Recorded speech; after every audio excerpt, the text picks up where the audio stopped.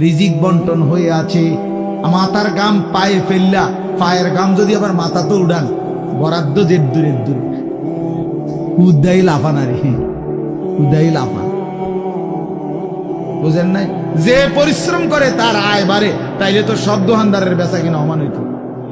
একসাথে দোকান খোলে, একসাথে দোকান বন্ধ করে, কামাই সমান না কেন? বুঝেন নাই আমনে কথা? একই স্ট্যান্ডে সবার 30টা সিএনজি, এখান থেকেই গেছে, এখান থেকেই আপনার এই সিরিকাইল থেকেই কোম্পানিগঞ্জ, কোম্পানিগঞ্জ থেকেই সিরিকাইল, সবার ইনকাম বরাবর কেন? কেন? শুধু পরিশ্রম করিলেই অর্থ আসে? না না না, আসমানের ফয়সালাতে অর্থ আসে, রবের ফয়সালা। ইন্না রাব্বি ইয়াবসুতুর রিজকা লিমান ইয়াশাউ ওয়া ইয়াকদির। আল্লাহ বলেন আমি যাকে মন চাই তাকে বেশি দেই, যাকে মন চায় তাকে কম দেই না। আমার ফয়সালা, তোমার কি? কমটাও আমার, বেশিটাও আমার, তুমি কি? আল্লাহ তারে বেশি দিলেন কেন, তো তোমারে কম দিলাম কেন? তোমারে যে কম দিলাম এটাই কেন দিলাম, তুমি এটা কও। তোমার কি যোগ্যতা?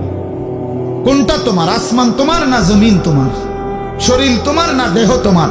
বুদ্ধি তোমার না চোখ তোমার না হাত তোমার? তোমার কি তা? কথা বলেন না কেন? তো সবই আমার, আমি যাকে যা মন চাই তাই দেব। তুমি কি? তুমি এর মতামত দিবার অধিকার আছে নি আমার? তাইলে এই জন্য বাপ, বন্ধু আমার, দোস্ত আমার, সাথী আমার, সবাই রে বলি ভাইয়া, জিন্দিগির হিসাব করেন। এটাই আমার মূল বক্তব্য। আর একটু নড়ে চড়ে ঘুরে দাঁড়ান। ছেলেরা, বাপ, ফিরে আসো তুমি আল্লাহর দিকে, কোরআনের দিকে, নামাজের দিকে, সেজদার দিকে। এই কপাল পৃথিবীর কোনো কামাইতে লাগে না।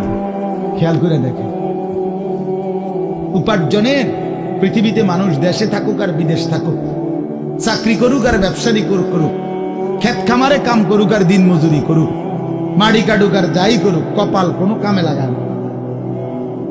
বুঝো না হিসাব? কপাল কি লাগায় না? কোন কাজে লাগায় না। কপাল শুধুই সেজদার জন্য,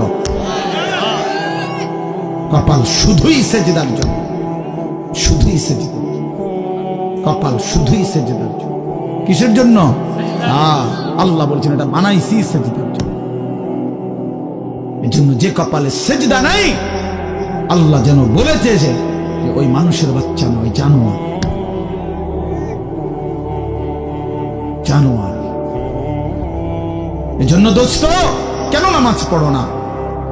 কেন সেজদা করো না?